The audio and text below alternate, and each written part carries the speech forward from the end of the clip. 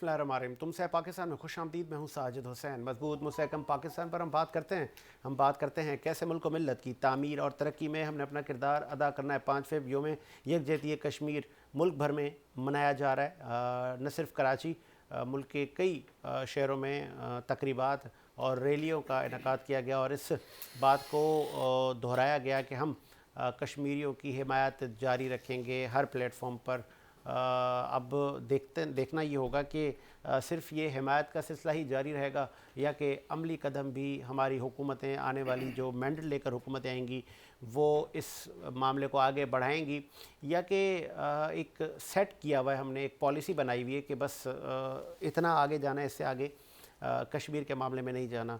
इस पर भी हम बात करेंगे। फिर हम बात करेंगे 2 दिन रह गए इलेक्शन कैंपेन ख़त्म होने में और बिलावल साहब कराची से लेके हैदराबाद में छाए हुए हैं, चेयरमैन पाकिस्तान पीपल्स पार्टी। दूसरी जानब नवाज़ शरीफ से लेके मुस्लिम लीग एन के बहुत सारे रहनुमा अपनी कैंपेन करते हुए नज़र आते हैं। ऊँट किस करवट बैठेगा, एक चेमा गोइयाँ थी, सिक्योरिटी हाई अलर्ट थे, थ्रेट थे, सब दम तोड़ गए। 8 फ़रवरी को इलेक्शन होने जा रहे हैं। स्टूडियो मेरे साथ मौजूद हैं आप सीनियर जर्नलिस्ट हैं के द्वारा अपने मुल्क की सियासत के देखें सैयद सज्जाद अली शाह। बहुत शुक्रिया शाह साहब, आपने टाइम दिया। उनके साथ मारूफ बिजनेसमैन होने के साथ साथ आप बड़ा अच्छा तजिया देते हैं पाकिस्तान की सियासत पर, बड़ी गहरी नज़र है। शकील अहमद सिद्दीकी साहब ने ज्वाइन किया, बहुत शुक्रिया शकील साहब, आपने भी टाइम दिया। कराची की मारूफ शख्सियत भी हमारे साथ मौजूद है, आपका ताल्लुक़ पाकिस्तान तहरीक इंसाफ से। सलीम सचवानी ने हमें ज्वाइन किया, बहुत शुक्रिया सर।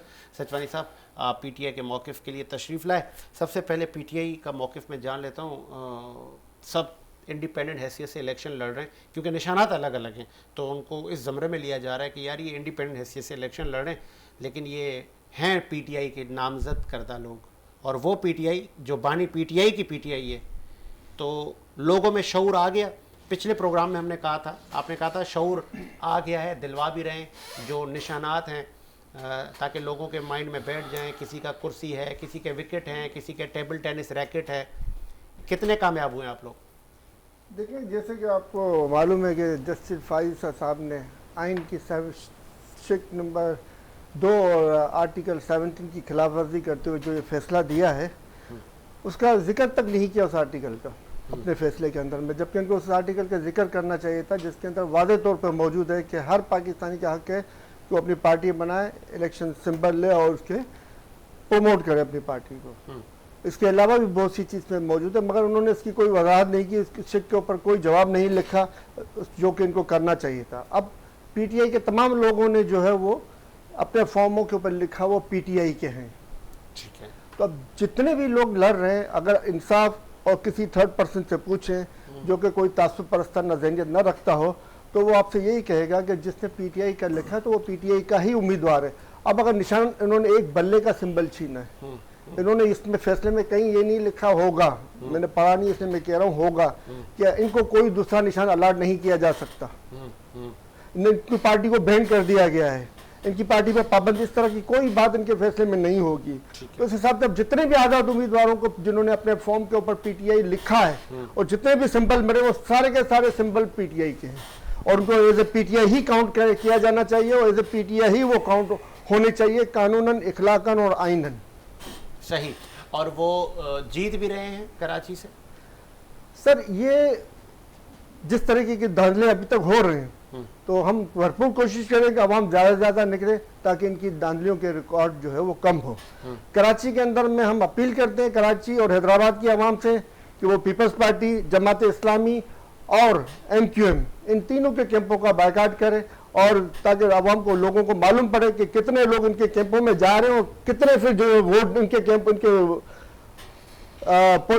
पोलिंग स्टेशनों से कितने वोट इनके निकल रहे हैं। इसी तरह हम पंजाब की आवाम से भी अपील करेंगे कि वो पंजाब के अंदर नून लीग और पीपल्स पार्टी के कैंपों का बायकाट करें, पीपल्स पार्टी के कैंपों का बायकाट करें ताकि वो जो है वो लोगों को मालूम हो, दुनिया को मालूम हो, पाकिस्तानी कौम को मालूम हो कि कितने लोग इनके कैंप से गए वोट देने के लिए और कितने लोग जो है वो इनके वोट निकल रहे हैं। आप दूसरों का तो बैकआउट करने का ऐलानात कर रहे हैं, तो मैं कैंपों को बायकॉट करने का ऐलान किया, ताकि मालूम पड़े कि धांधली का कितना बड़ा पैमाना है, कौम को मालूम पड़े किस कौन कौन इस धांधली के अंदर में इन्वॉल्व हो रहा है। इस धांधली में इन्वॉल्व जितना भी ये करने लोगों को, फिर भी आप देखेंगे कि पीटीआई अक्सरियत से जीतती हुई नजर आ रही है और जीतेगी इंशाअल्लाह। और आवाम से अपील है कि वो भरपूर तरीके से निकले।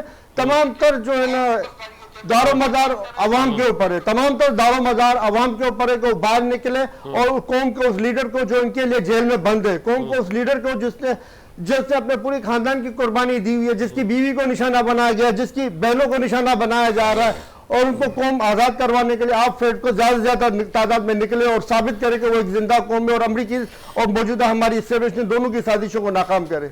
चलें आगे, आपका पॉइंट शकील साहब। दो सवाल हैं आपसे, एक तो यकजहती कश्मीर पे मैं चाहूँगा आपका मौक़िफ़, और दूसरा ये कि जैसे सचवानी साहब ने कहा कि कैंपों का बैकआउट करें, वहाँ पे तादाद कम जाए पोलिंगों पर, तो पीटीआई के लोग निकलेंगे?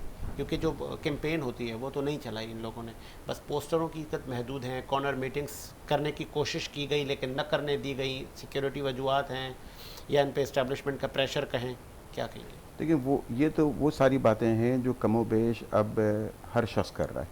किसी भी टीवी चैनल को आप ट्यून करके देख लें, जो वहाँ तज्ज़िया निगार बैठे हुए हैं, तज्ज़ियाकार बैठे हुए हैं, कमोबेश वो यही बातें कर रहे हैं। इसमें भी कोई दूसरी राय नहीं पाई जाती है कि पीटीआई की जो मकबूलियत गिराफ है वो इस वक्त आसमान को छू रहा है। अच्छा, ठीक है, लेकिन जो मुक़तदर क़ुव्वतें हैं और बालादस्त क़ुव्वतें हैं, उनके जो इरादे हैं, अच्छा, वो भी सब पर आया हैं और उन्होंने हर मुमकिन कोशिश की है कि जी इस रास्ते को, जो इनकलाब का जो पीटीआई की तरफ से आने के सिलसिला है, उसको रोका जाए। ठीक है, तो अब जो ये बात है कि जी जैसे सलीम सचवानी साहब ने बड़े पुरजोश अंदाज में जी लफ्ज़ चाहिए के साथ बहुत सारी बातें कर दी। चाहिए में तो बहुत कुछ हो सकता है, ठीक है, लेकिन जो ज़मीनी हक़ाइक़ हैं वो बिल्कुल इसके बरक्स हैं। ठीक है, हाँ, अब एक सूरत हाल बिल्कुल बन सकती है, वो ये कि खिलाफ तवक्को बड़ी तादाद में अगर यंग वोटर निकल आता है जो कि पीटीआई का वोटर है, तो वो हैरान ज़रूर कर सकता है सूरत हाल में कोई बड़ी ऐसी तब्दीली। क्योंकि देखिए 2018 के इलेक्शन में भी जिस ज़मानत के साथ खान साहब को जो है वो लाने की कोशिश की गई थी, खान साहब उस पर हैरान थे। हैरान इसलिए थे कि नताइज उनकी तवक्को के मुताबिक नहीं थे। ठीक है, तो अभी भी जो सूरत हाल है कमोबेश उसी तरह के वादे नवाज शरीफ साहब से किए गए, इसी तरह की यकीन दहानियाँ उनको भी हासिल हैं, लेकिन सूरत हाल उससे मुख्तलिफ हो सकती है अगर वोटर बड़ी तादाद में निकल आता है। मगर हम पिछले अगर 3-4 इलेक्शन में उठा के देखें तो हमारा को 30-35% के जो टर्न आउट है वो अगर रहता है तो फिर नताइज वही होंगे जो इस्टेब्लिशमेंट चाहती है। अच्छा, और कश्मीर पर जो हमारी पॉलिसी है, कश्मीर रैलियाँ निकली एक मरतबा फिर, न सिर्फ कराची, पूरे मुल्क में रैलियाँ निकली। देखिए पाकिस्तान जो है गुज़िश्ता 75 सालों से कश्मीर के लिए आवाज़ उठाता रहा है, लेकिन आज की जो सूरत हाल है उसमें तो हमें कश्मीरियों से कहना चाहिए हमारे लिए आवाज़ उठाएं। अच्छा, क्यों? आपके सामने है। मुझे हम आज़ाद रियासत हैं। देखिए, हम अगर आज़ाद रियासत हैं तो कश्मीर की जो सूरत हाल है जिस तरह 2 हिस्सों में बटा हुआ है वो, ठीक है, हम जिस वक्त आज़ाद रियासत की हैसियत से कश्मीर का मुकदमा अक़वाम मुत्तहिदा में लेके गए, उस वक्त जो हमारी पोजीशन थी, आज भी अक़वाम मुत्तहिदा की करारदादें वो अमल दरामद के लिए मुंतज़िर हैं। उसकी वजह यह है, उस पर अमल दरामद इसलिए नहीं हो सकता है कि आज हमारी वो बैनुल-अक़वामी सियासत में हमारी वो पोजीशन नहीं है, हमारी माशी पोजीशन वो नहीं है कि उनके ऊपर हम अमल दरामद करवा सकें। इससे ज़्यादा बदतरीन सूरत हाल क्या होगी कि जो इंडियन ऑक्युपाइड कश्मीर है उसको उन्होंने अपने मुल्क का हिस्सा करार दे दिया, और हम कश्मीर डे मनाने के अलावा और क्या कर रहे हैं? कुछ नहीं कर रहे हैं ना। तो हुक्मरानों की नाअहली और नाकामी कहें इसको। देखिए, चूंकि फ्रंट फेस उन्हीं का होता है, लिहाजा हुक्मरानों ही की नाकामी या नाअहली आप कह सकते हैं, लेकिन बिहाइंड फेस जिसका है आप उनकी भी नाकामी कहेंगे उसको बराह रास्त। तो कश्मीर का मातहत तो इन्हीं के हैं ना सर, सारे इदारे हुक्मरानों के सर, वजीर आजम के मातहत है सब कुछ। देखें वजीर आजम को आवाम चुनती है, आवाम की ताकत से वो मुल्क का मैंडेट लेकर आते हैं, फिर आइन उनको क़ुव्वत और ताकत देता है, फिर उस वो क़ुव्वत का फ़ायदा उठाएं, इदारे मुंतज़िर हैं उनके हुक्म के। अगर ताकत की यही तशरीह है जो आपने फरमाई है, तो फिर तो हुक्मरानों को ही जो है उसका इल्ज़ाम देना चाहिए। लेकिन अगर ताकत की वो तशरीह है जो बैलेंस सुतरू मैंने कही है, तो फिर उनको इल्ज़ाम देना चाहिए कि जो इन पॉलिसियों को नाफिज करते हैं हुक्मरानों के ज़रिए। चलिए आगे अब शाह साहब आप कैसे देखते हैं सर 5 फ़रवरी यकजहती कश्मीर और मौजूदा PTI की इलेक्शन कैंपेन?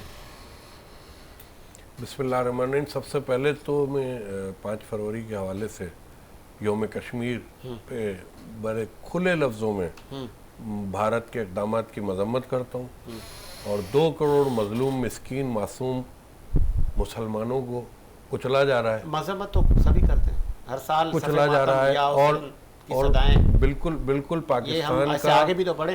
पाकिस्तान का हर शहरी मजलूम कश्मीरियों के साथ 76 साल से खड़ा है। जब 3 जंगें हुई हैं तो बेस 3 जंगों की कश्मीर ही बना है, वजूहात कश्मीर का ही तनाज़ा थी, और कश्मीर आज भी मुतनाज़ा बना हुआ है। आज भी मैं हैरान हूँ कि अक़वाम मुत्तहिदा की तवज्जो जो है, अभी रिसेंटली प्राइम मिनिस्टर काकड़ साहब ने अपने बेहतरीन दौरे के अंदर बेहतरीन तरीके से अपना मौक़िफ़ रखा।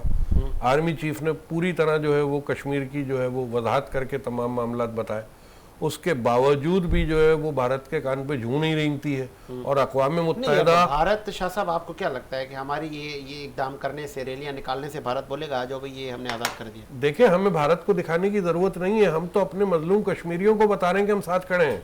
हमारी तमाम स्ट्रगल उनके हौसलों को मजीद तक़वियत देती है, और वहाँ जो तहरीक चल रही है उसको भारत कभी नहीं दबा सकता।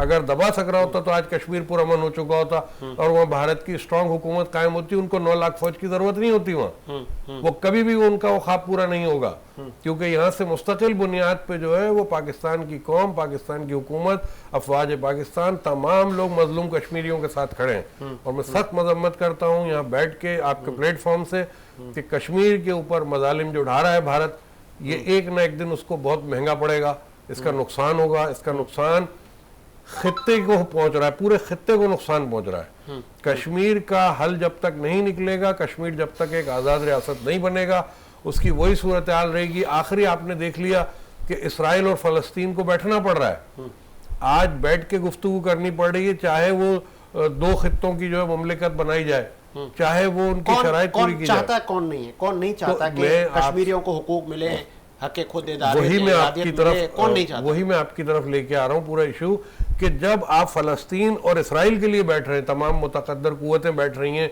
और जो एक्टिविटीज हो रही हैं वहाँ पे यूरोपियन कंट्रीज की तरफ से, वो आपको भी नजर आ रही है, दुनिया को नजर आ रही है, तो कश्मीर के लिए दुनिया क्यों चुप है? कश्मीर के मामले को भी हल करा है। भारत ने एक एक्शन लिया, कानून साजी की, उन्होंने अपनी तहवील में ले लिया, बोला भाई ऑक्यूपाइड नहीं है, चलें आगे बढ़ें। शुरू से हम क्या एक्शन लें? वो 370 लगाएं या ना लगाएं, शुरू से गासिब पना वहां पे उन्होंने किया हुआ है, जिसका नतीजा ये निकल रहा है। आप मुझे बताएं कि एक इंसान को तहरीक के उठा के वहां बंद करके उसकी उम्र कैद की सजा को फांसी में जो है वो कन्वर्ट कर दिया। इतना मतलब गिरी हुई हरकतें हो रही हैं भारत की जानिब से। मेरा पॉइंट ये है शाह साहब, भारत बहुत गिरी हुई हरकतें कर रहा है और काबिज है, नालायक है, दहशतगर्द है। हमने क्या किया? हम मुस्तकिल तमाम जगहों पे जहाँ जहाँ देखिए, जब भी कहीं कोई दौरा होता है पाकिस्तानी रियासत के वजीर आजम का, बज़ौर ताकत हम ना ले सके। देखें, बज़ौर ताकत का मतलब ये हुआ कि हमने दुनिया को जंग में धकेल दिया। पाकिस्तान पुरअमन तरीके से मसाइल का हल चाहता है और हमेशा चाहेगा।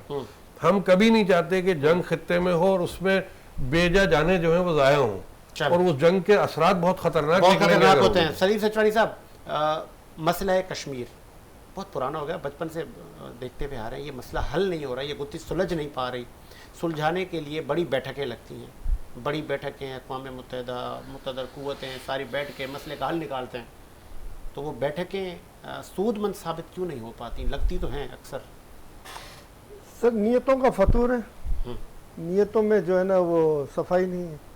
सबसे अहम बात यह कि आप शुरू से ले लें ना, क़याम में पाकिस्तान से ले लें, तो कादर साहब सख्त नाराज हुए थे कि आपने लियाकत अली खान साहब के ऊपर कि आपने क्यों रोका, कि जब हम आधा कश्मीर ले चुके थे तो पूरा लेने देना चाहिए था आपको, उनको जंग नहीं रोकनी चाहिए थी। वो जंग कोई हमारी आर्मी नहीं लड़ रही थी, वहाँ पे पठान कौम के खैबर पख्तूनख्वा के वो कबायली इलाका जात लड़ रहे थे वो जंग, और उन्होंने आधा कश्मीर हासिल कर लिया था वहाँ पे।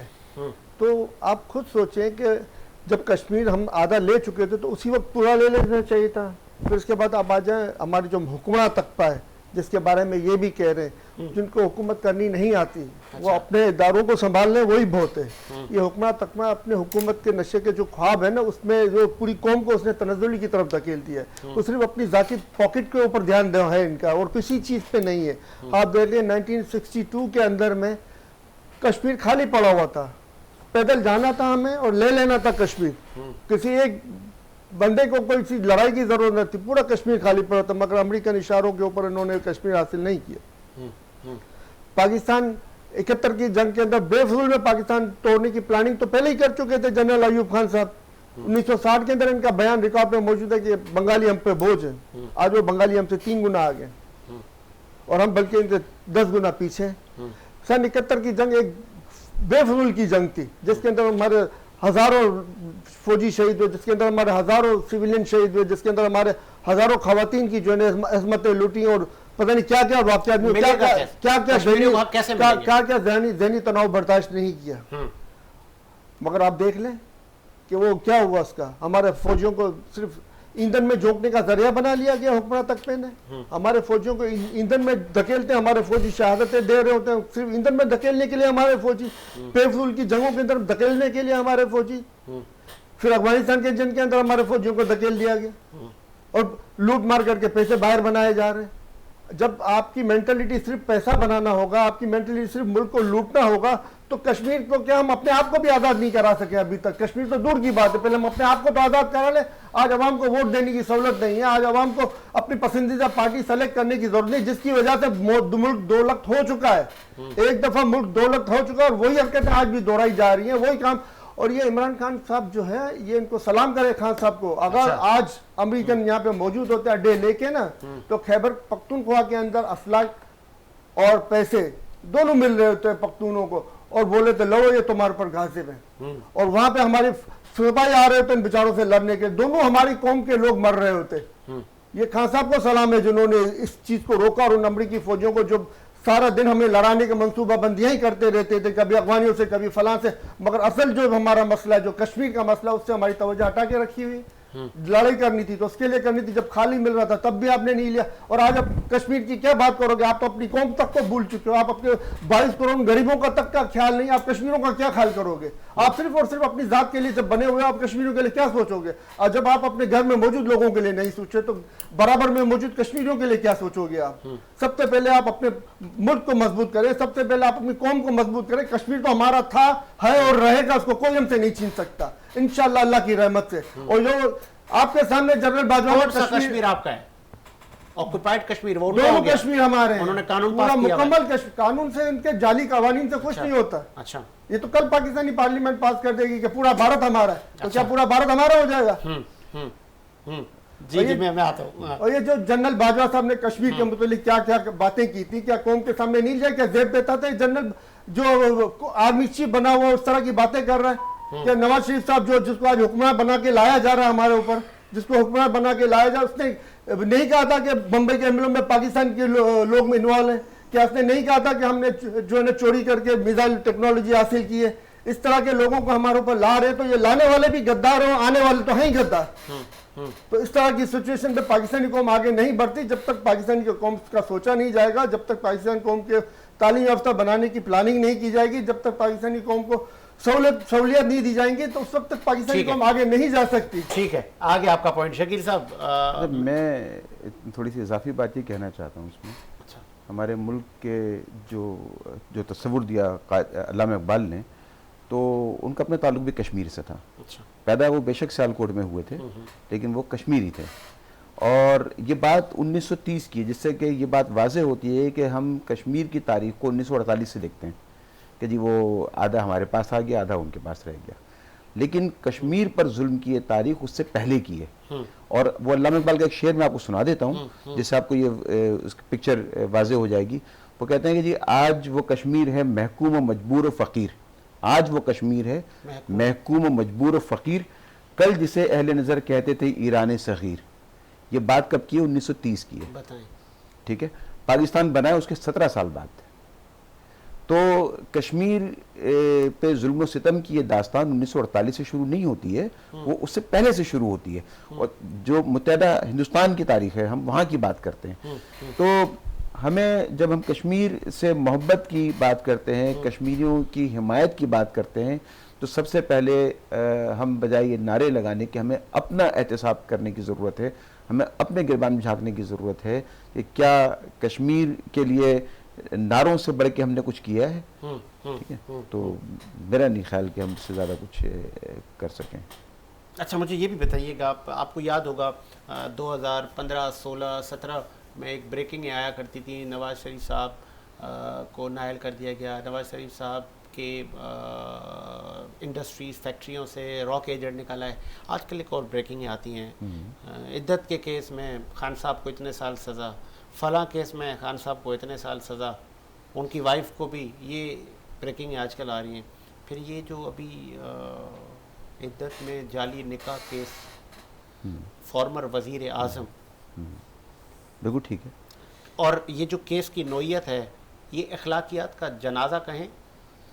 देखिए, हमारे यहाँ अखलाकियात का जनाजा तो जभी से निकलना शुरू किया जब आज़म सवाती साहब की वीडियो, फिर जावेद इकबाल साहब की वीडियो, फिर उसके बाद जो है इस तरह का एक सिलसिला शुरू हो गया। तो अखलाकियात का जनाजा तो हमारी निकल चुका था, अभी तो उसका तसलसल है। लेकिन इसमें बड़ी हैरान कुन बात यह है कि ये जो फैसले नवाज शरीफ साहब के ख़िलाफ़ आए थे, वो फैसले भी इन्हीं जज साहब ने दिए थे, जज मोहम्मद बशीर साहब ने।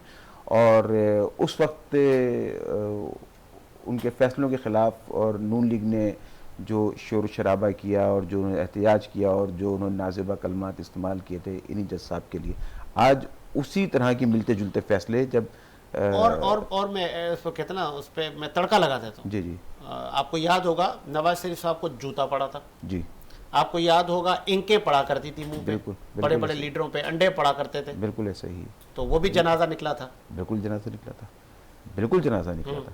बात यह है कि रुकेगा ये अखलाकियात का जनाजा निकलना? देखिए, बात यह है कि मैं इससे पहले भी आपसे अर्ज़ कर चुका हूँ कि जो हमारे लीडरान कराम हैं उनकी बुनियादी जिम्मेदारी ये नहीं है कि वो लोगों से वोट मांगे, बल्कि लोगों की अखलाकी तरबियत उनकी जिम्मेदारी बनती है, कौमों की तरबियत उनकी जिम्मेदारी बनती है। मुझे एक साबिक डीजी रेडियो पाकिस्तान के मिले और उन्होंने मुझे अपना एक स्टैंडर्ड बताया कि जी हम लोग इस स्टैंडर्ड को फॉलो किया करते थे। वो ये था कि जो ज़बान लोगों में राइज है गुफ्तगू की, उससे 10% ऊपर की हम ज़बान इस्तेमाल करते थे शाइस्तगी में, अदब में, ताकि लोग, हाँ, ताकि लोग जो है ना वो अपनी गुफ्तगू में, अपनी नशिस्त बर्खास्त में, अपने मामलात में जी उसको फॉलो करें। ये रेडियो पाकिस्तान का स्टैंडर्ड हुआ करता है। रेडियो पाकिस्तान और पीटीवी उस वक्त एक होता था, ठीक है, पाकिस्तान ब्रॉडकास्टिंग कारपोरेशन, ये दोनों अलग अलग इदारे नहीं थे। वो स्टैंडर्ड है? अब नहीं है, अब नहीं है। तो हमारे यहाँ जो हमारे सियासी लीडर हैं उनकी बुनियादी जिम्मेदारी के लोगों की अखलाकियात की परवाह करें, उसको बढ़ोतरी दें, उसकी तो नशोनुमा ये करें। नौजवान पूछते हैं क्या वो खान साहब को पता नहीं था कि इद्दत में निकाह? फिर वो फयादुल हसन चौहान कह रहे हैं ये पहले भी ऐसे कर चुके हैं। इद्दत में निकाह का जो मामला है ना, देखिए इसके ऊपर अब आपके पास भी वो चूँकि सोशल मीडिया का दौर है, उस तरह की वीडियोज़ अब आपके पास तसलसल से आ रही होंगी, मेरे पास भी आ रही हैं कि वो बड़ा इख्तलाफी किस्म का वो है कि जी उसमें शरीयत की मुख्तलिफ राय है।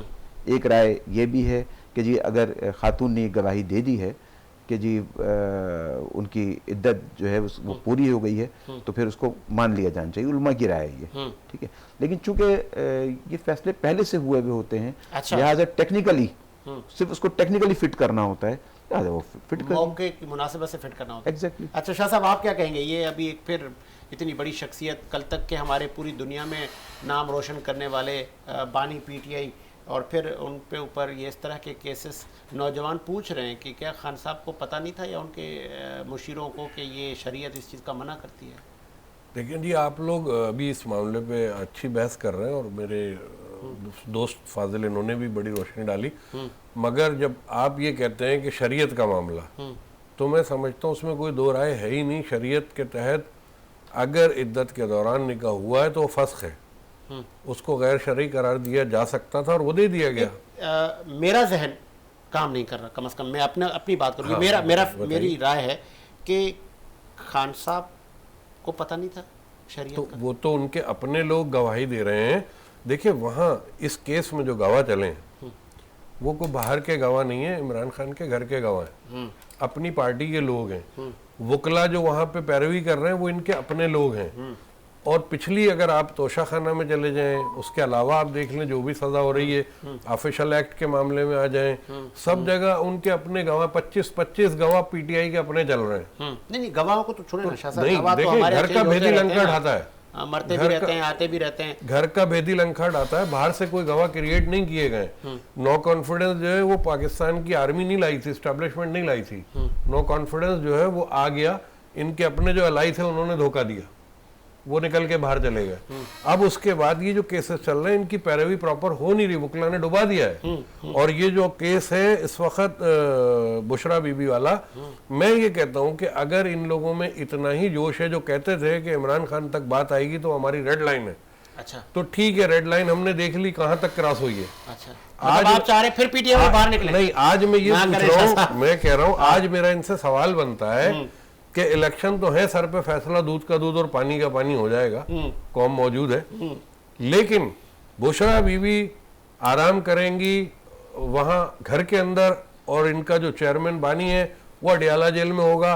तो ये कैसे ये देख रहे हैं और बर्दाश्त कर रहे हैं भाई? ये फिर उनको भी जेल शिफ्ट करवाए ना, क्यों उनको एक एप्लीकेशन लगा दी जेल शिफ्ट होने की, सर फिक्र नहीं किसने दी है सहूलत, क्यों दी गई है, उस पे आवाज इनकी क्यों नहीं उठ रही है? कल हो सकता है कोई और बड़ा इंकशाफ सामने आ जाए। आवाज उठाने के लिए आते हैं ना, तो फिर उन पर वो पुलिस भाई ये बैठे हुए कौन पुलिस आ रही, किसने उठा लिया? यहाँ बैठ के आवाज उठा रहे हैं, आर्मी के खिलाफ बात कर रहे हैं, बाजवा के खिलाफ बात कर रहे हैं, अदलिया के खिलाफ बात कर रहे हैं, कौन उठाने आ गया? किसने मना किया? करे ना, आवाज उठाए। ठीक है शाह साहब, अपना सलीम सचोनी साहब, अब चूंकि जमहूरियत है, आपको मौका नहीं देंगे तो फिर आप कहेंगे कि जब मुझे मेरा मौक़िफ़ का मौका नहीं मिला, अब आपका टाइम है। सर ये असल बात जो आपने इनके इद्दत की निकाह के बारे में कही थी, जिसका इनके पास कोई जवाब नहीं था, तो इस बात को ये गोल करके दूसरे मौजू की तरफ ले गए। अच्छा, जब एक शरीयत कहती है कि औरत की गवाही जो है मुस्तनद मानी जाएगी, तो क्या वो फाजिल जज क्या शरीयत से भी बढ़ गए थे? और कलाम पाक में जिस जुर्म की सजा नहीं है, जिस गलती की सजा नहीं है, तो ये कौन होता है इसकी सजा देने वाला? क्या कलाम पाक में लिखी हुई है कि अगर आपने ये गलती की तो आपको ये सजा मिलेगी? क्या निकाह ख्वाह की जिम्मेदारी नहीं थी कि वो उसको पूछता? और जबकि वो गवाह जिसकी गवाही, वो गवाह जिसकी गवाही मानी जानी चाहिए, वो कह रही है कि इद्दत की मुद्दत मुकम्मल हो चुकी है, वो गवाही कह रही है कि इद्दत की मुद्दत, गवाह जिसके बारे में शरीयत कहती है कि जिसकी गवाही मानी जानी चाहिए उसकी गवाही नहीं मानी जा रही है, और दर्जन झूठे गवाह लाके खड़े कर दिए। ऐसे तो कल आप बोले तो आपके खिलाफ भी 12 गवाह खड़े हो जाएंगे, मेरे खिलाफ भी 12 गवाह खड़े हो जाएंगे। निकाह ख्वाह किसका था? सर निकाह का जिसका भी था, एक मौलवी होता है, पढ़ा लिखा बंदा होता है, उसकी जिम्मेदारी होती है। क्यों जाहिल को निकाह ख्वाह में लेके आया? जब उसको पता है कि ये डिवोर्स याफ्ता आए हैं, तो उनका काम तब पूछता है इससे कि भाई कितने महीने हुए, तो वो जो लेडी है बुशरा बीबी, वो इनको बता दी हम इद्दत की मुद्दत मुकम्मल कर चुके हैं, और उसी को मद्देनजर रख के उसने बात आगे की। मगर बाद में बैरूनी दबाव और जो है ना गैर जरूरी तौर पर करप्शन और करके ये झूठी गवाहियां, झूठे केस गढ़े गए। इनकी कोई शरई हैसियत नहीं है। मैं तो तमाम मुफ्ती साहबान से अपील करूंगा कि वो फैसले के खिलाफ फतवा दें। अच्छा, कि बिल्कुल इनका हक बनता है, अगर नहीं देते हैं तो वो हक बात को छुपा रहे हैं। इनका हक बनता है कि वो ये जो गैर कानूनी शरीयत के ऊपर हमला हुआ है, दीन के ऊपर हमला हुआ, ना हो हमले के खिलाफ ऐसा ना हो कि फतवे आपके बानी के खिलाफ ही आना शुरू हो जाए, क्योंकि वो फतवे जब दीन की तारीख में जाते हैं तो करबला में भी बहुत सारे फतवे आए थे। सर जो गलत है तो वो गलत है, वो सही नहीं हो सकता। मेरी बात सुन ले, जो गलत है वो गलत है, वो सही नहीं हो सकता। अगर मैंने कोई गलती की है तो वो गलत ही रहेगी, वो सही नहीं हो सकती है। अगर मैंने कोई खिलाफ शरीयत काम किया है तो मैं अल्लाह से माफी मांगूंगा, किसी जज से नहीं मांगूंगा। मैं अल्लाह से जाके माफी मांगा, उसकी माफी का इख्तियार भी उसको, उसकी सजा का माशरे का सत्यानाश कर दिया जाए, माशरे का सत्यानाश करने वाले जो चार माशरे का तो बड़ा बैठे गर्व हो हुए गया। हैं, जो थू-थू हो रही है लोगों बैठे से। हुए हैं, जो लंदन के अंदर प्रॉपर्टियां लेके बैठे हुए हैं, जो लंदन में जायदादें बना के बैठे हुए, जुल पाकिस्तान मुझ कमाई कर रहे होते हैं, उनके बारे में इनकी जबानें चुप हो जाती है। क्या वहां से इनको माल मिल रहा होता है जो उनके ऊपर बोलते हुए इनको तकलीफ होती है? क्यों नहीं बोलते उनकी प्रॉपर्टी की, क्यों दास्तानें नहीं सुनाते? कौम के लूटे हुए पैसे तो ही बनी है वो, क्यों सब चुप है? इसके ऊपर बात क्यों नहीं हो रही है? ठीक और क्यों ऐसे लोगों को हम पे हुक्मरान बनाया मैं जा अपने रहा है? सदर को बोलने सब कुछ खत्म करके इमरजेंसी लगा दे। पीटीआई का सदर बैठा हुआ है, हमारा मैं कहता हूँ किसी और सियासी पार्टी का है ही नहीं प्रेसिडेंट ऑफ पाकिस्तान, उनको बोले खत्म कर दे, सदारती निजाम लाए, इस्लामी निजाम ले आए, इख्तियारात है उनके पास। आप बता दें कौन सा आइन की कौन सी शिक्यत है? वो- इख्तियार आने में मैं वो- कल ही इनसे अपील करता हूं, अच्छा, अभी अपील करता हूं। अपील आप बता करें दें आइन और की उनसे फला अपील शिक्यत करें है। कि वो नहीं, नहीं, आपके नहीं, सर, चेयरमैन को भी आप बाहर बताएं लेके आए। आइन की फला आर्टिकल है, फला एक शिक्यत है, तरफ उसके तहत जो आप- ये पावर है, इसके आप साथ अपना हम अभी मोबाइल- अपील करते हैं। आप अपना हम कल मोबाइल जाके खोलें, उनके सदर सुनें, पाकिस्तान के आप बाद अपना मुजाहरा मोबाइल करते हैं, खोलें, तकरीबन अपना हम मोबाइल मुजाहरा खोलें करते हैं, कल ही और मुजाहरा सदारती करते हैं, इख्तियारात बताएं अभी देख फला लें। आइन के तहत ये मैं काम कह रहा हूं, हो अभी सकता है। देखें सदारती सर, आप इख्तियारात। मुझे बताएं, खाली अभी- दावे ना करें, अभी खाली देखें दावे ना आप करें। सदारती नहीं, इख्तियारात नहीं, आपके दावे ना मोबाइल करें। में। आप मुझे आर्टिकल आपका बताएं, सदर जो है ना, आर्टिकल बताएं कि आपका फला सदर आर्टिकल खामोश के होना तहत चाहिए। ठीक है। वो मैंने कुछ नहीं आपको करा आपके आर्टिकल चेयरमैन के 17 लिए, बताई ना, जिसकी वो खिलाफ जेल में वर्जी बैठा हुआ है और वो वहां मैंने जेल में आपको बैठा हुआ है। आर्टिकल 17 बेकार बताया सदर है ना, आपका। कि फाइल आप लोग क्यों नहीं गए थे उसको? मैंने आपको आर्टिकल वो डांटे हैं, वो सदर नहीं है। आर्टिकल बताया, आप आर्टिकल बताइए। आगे आपका पॉइंट शकील साहब, अब ये रुकना चाहिए सिलसिला। कब तक ये इक़्तिदार की खातिर घर की ख़वातीन, घर के नौजवान, फिर इस तरह के भोंडे केसेस, मनगढ़ंत केसेस, मनगढ़ंत में इस सेंस में कह रहा हूँ कि कल फिर मुमकिन है ये सब झूठ हो जाए, जैसे आज नवाज शरीफ साहब तो अभी झूठ साबित हो रहे हैं, वो भी हो रहे हैं। अभी हो रहे हैं, बाद में कल कैसे होंगे? तो अभी साबित होता इससे झूठ जान है। के दो सवाल है मेरे। झूठे के फैसले करने वाले जजेस के लिए सजाएं मुकर्रर करेंगे इंशाल्लाह। अगर पीटीआई की गवर्नमेंट आई ना तो ये इंतजाम करेंगे कि आइंदा कोई गलत फैसले जज न ठीक है, कर सके। मैं आता हूं ना एक और लास्ट आइंदा पे। ये भी इंतजाम करेंगे कि चीफ जस्टिस ऑफ पाकिस्तान भी कोई गलत फैसले न कर सके। उसके बाद पावर होना चाहिए कि वो कोई भी स्टेब्लिशमेंट ताकतवर है उसको जवाब देने की पोजीशन में हो, ठीक ना है। कि उसे दबने की पोजीशन में हो। ठीक है शकील साहब, एक तो ये मेरा सवाल था, दूसरा ये कि ये जो कैंपेन चलाई जा रही है, बिलावल साहब कह रहे हैं कि पंजाब में हमारी नशिस्तें होंगी, मुमकिन है? और नवाज शरीफ साहब के लिए पहले ही सब तैयारी हो चुकी है? देखिए, पहली बात तो ये है कि या कोई सरप्राइज होगा? ये जो बात है कि अब ये रुकना चाहिए सिलसिला, हाँ, नहीं रुकेगा। नहीं, अब का सवाल ये शुरू ही क्यों हुआ? हाँ, देखिए, ये मतलब महज़िब अफराद को, महज़िब कौमों को ये चीज़ें ज़ेब नहीं देती जो कुछ हो रही हैं। और मैं अपनी गुफ्तगू में कहीं ना कहीं अल्लामा इकबाल का कुछ शेर जड़ देता हूँ, यहाँ भी मेरे पास एक मौजूद है कि वो कहते हैं कि न समझोगे तो मिट जाओगे हिंदुस्तान वालों। अच्छा, यहाँ से लफ्ज़ हिंदुस्तान का ताल्लुक़ सिर्फ इतना है कि वो उस वक्त जब अल्लामा इकबाल की हयात थी तो पाकिस्तान का वजूद नहीं था।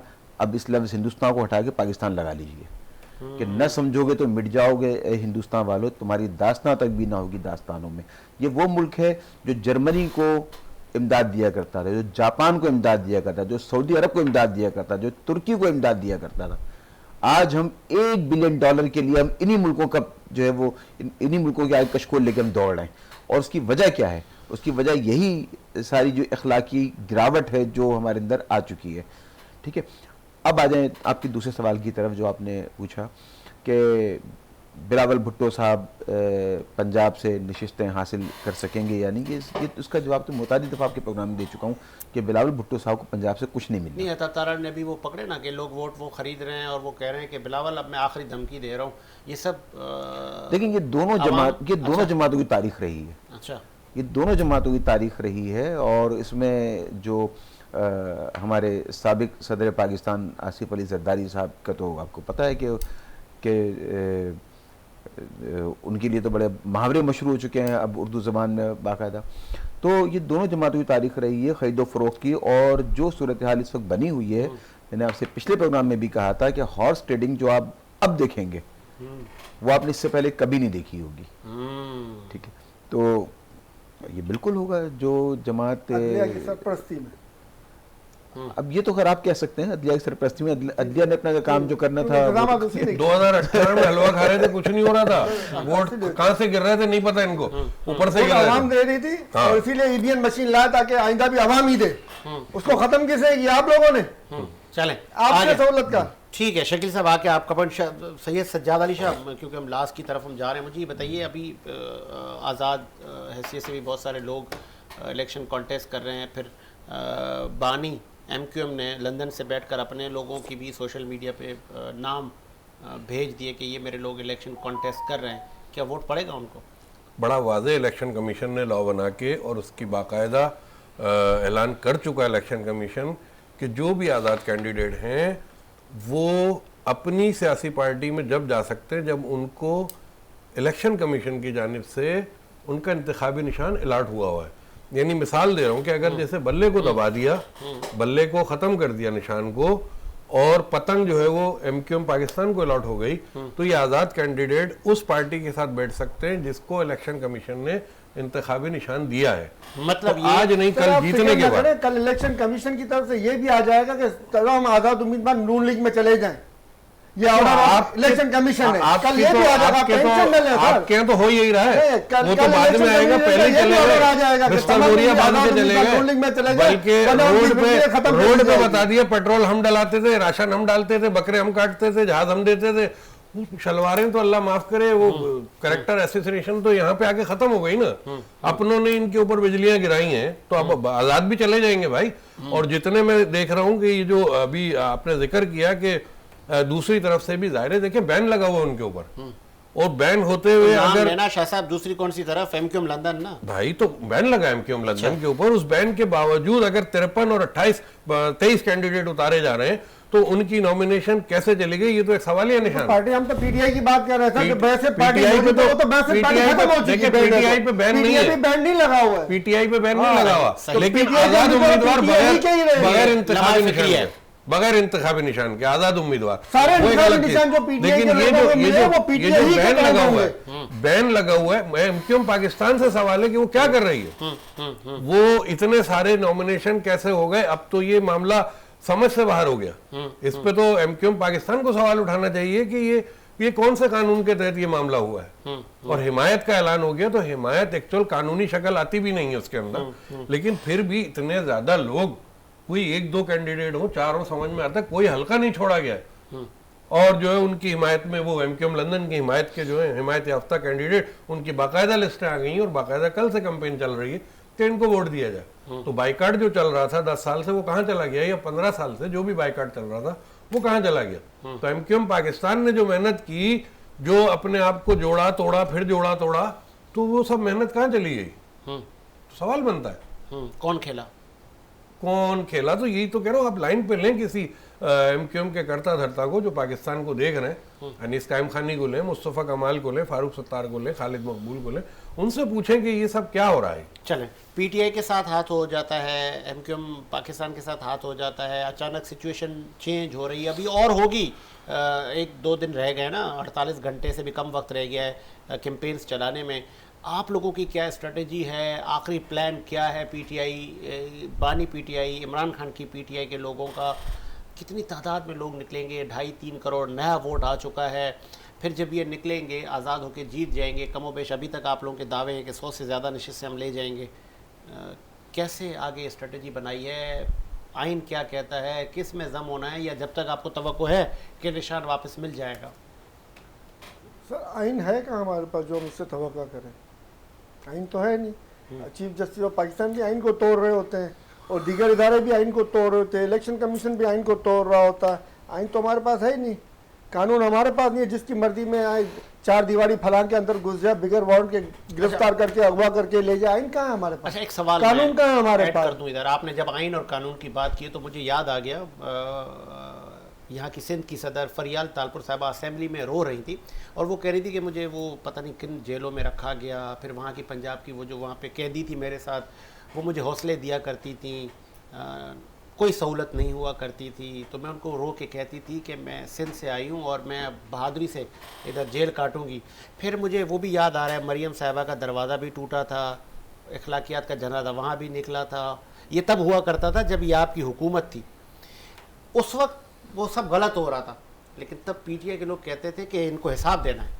तो आज जो आपके साथ जितना भी हो रहा है अच्छा नहीं हो रहा, मैं इस हक में नहीं हूँ, क्या आपको जब हुकूमत मिलेगी इन चीज़ों को रोकेंगे, या कहेंगे कि आज जी अब खिलाफ साढ़ा टाइम आ गया? खिलाफ कानून और खिलाफ इस्लाम कोई भी काम होगा या हुआ है, हुआ है तो उसकी मजम्मत करते हैं और होगा तो उसकी मुखालफत करेंगे। ये चीज आप अपने दिमाग में बैठ बैरिस्टर गौर से ये सवाल हुआ, बैरिस्टर गौर ने कहा सिंध में हमारी हुकूमत ही नहीं थी। तो ये आप हुकूमत सिंध के जो थे उनसे पूछे ना। फिर ये कौन तीसरी कुव्वत है, कौन कर रहा था ये आपकी हुकूमत में? आप जरदारी साहब से पूछे ना कि भाई सिंध में हुकूमत आपकी है तो कौन आके अंदर से लेके गया सिंध के अंदर से, और कैसे लेके गया, कौन से कानून के तहत लेके गया, कौन से आइन के तहत लेके गया? ये सवाल तो जरदारी साहब से बनता है ना सर। वो आके वजाहत करे कि भाई फला कानून फला आइन की खिलाफ वर्जी करते हुए फला इदारा लेके गया, जो कि नहीं होना चाहिए था। जिनकी हुकूमत थी, जिसके मदद करते हैं वफाक हमारे साथ में ताउन करे और उस इदारे से हमारी बहन को बाजियाब करवाए। तो सरदारी साहब का काम था ना, इसको वजाहत करते, उसके ऊपर एक्शन लेते, उसके ऊपर शोर करते, ताकि मालूम पड़ता है। आप रोकेंगे इन चीजों को, हुकूमत मिलेगी तो?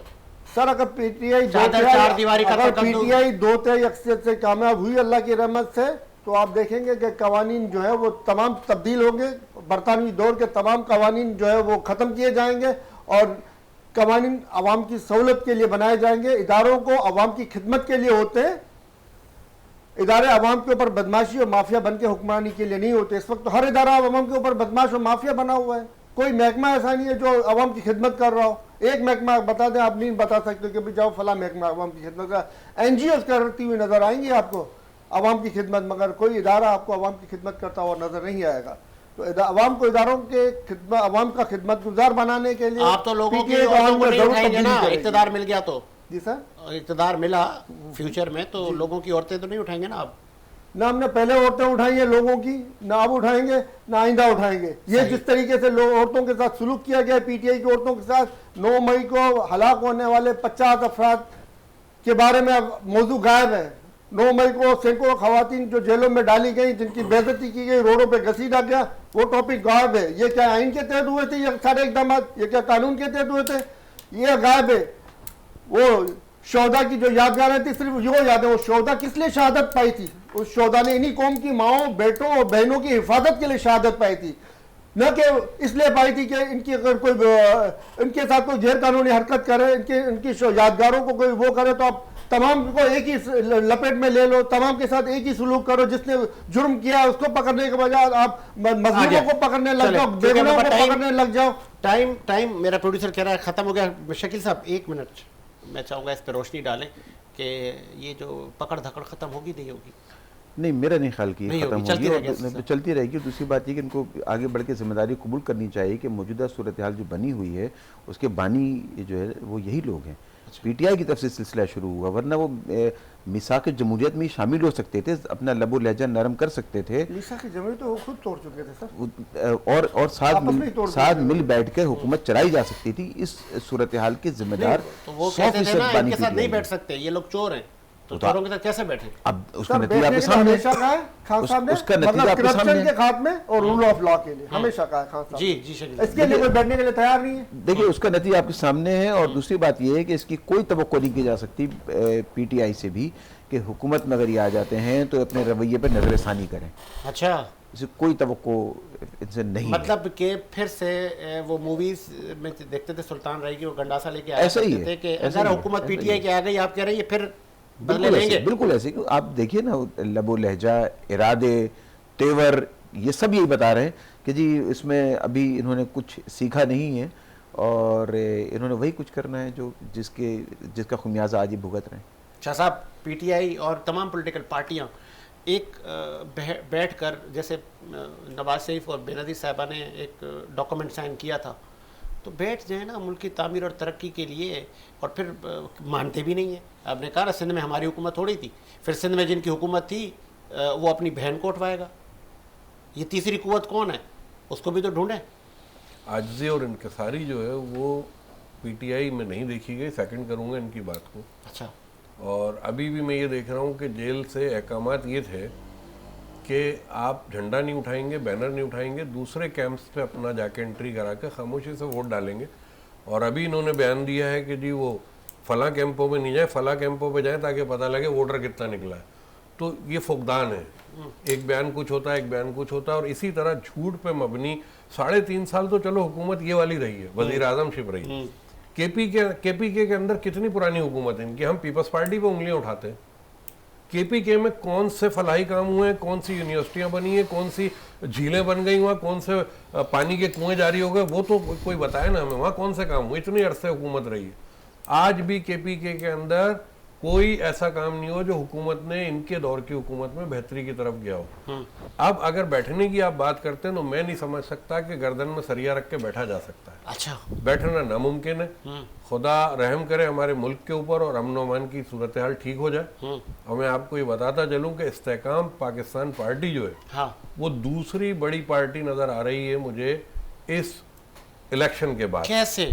वो इस तरह नजर आ रही है ये कि तो शाह साहब एक बहुत बड़ा आपने अभी आप धमाका कर दिया है। अभी आप देखिए कि इस्तेकाम पार्टी जो है वो न्यू बॉर्न बेबी के तौर पे सामने आई है और उनमें आज भी तहम्मुल इतना है और इतनी बर्दाश्त है कि आज वो बैठने को तैयार है। और कल भी उन्होंने बयान दिया है कि हम नवाज शरीफ अगर प्राइम मिनिस्टर आ रहे होंगे तो हम साथ खड़े होंगे। तो बात ये है कि तहम्मुल से चला जाता है, आहिस्ता आहिस्ता चला जाता है। मतलब आप इस चीज को मद्देनजर रखते हुए कह रहे हैं बहुत बड़ी पार्टी बनने जा रही है। आगे इनका फ्यूचर देख रहा हूँ मैं, इस्तेकाम पार्टी का फ्यूचर देख रहा हूँ आगे। चलाने वाले अच्छे यही हैं, चेयरमैन अच्छे हैं पार्टी तमाम लोग उसके अंदर जो हैं वो आजिजी और इनकसारी वाले लोग हैं और सियासत को समझते हैं, पॉलिटिक्स को समझते हैं, फिर वो नुकसान उठा चुके हैं इन्वेस्टमेंट गलत जगह करके। आशीर्वाद भी है।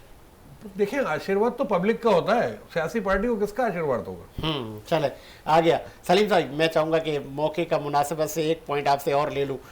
बड़ी पार्टी बन के आ रही है। में तालीमी मैदान में इतना काम हुआ कि बच्चों को उनके वालिदैन ने जो अफोर्ड नहीं कर सकते थे प्राइवेट स्कूलों से निकाल के सरकारी स्कूलों में दाखिल करना शुरू कर दिया। सफाई सुथराई, जो कि सफाई हमारा निफ्स ईमान करार दिया गया कलाम पाक के अंदर में, सफाई का मयार वहाँ पे बहुत बुलंद हो गया। किपे की वो वाहिद सूबा है जिसने कभी दूसरी दफ़ा उसको आने नहीं दिया जिसने इनके लिए काम न किया हो। और पीटीआई की वाहिद हुकूमत है जो तीसरी दफ़ा वहाँ पे आ रही है और आ रही है इंशाल्लाह अल्लाह की रहमत से तमाम तर रुकावटों के बावजूद।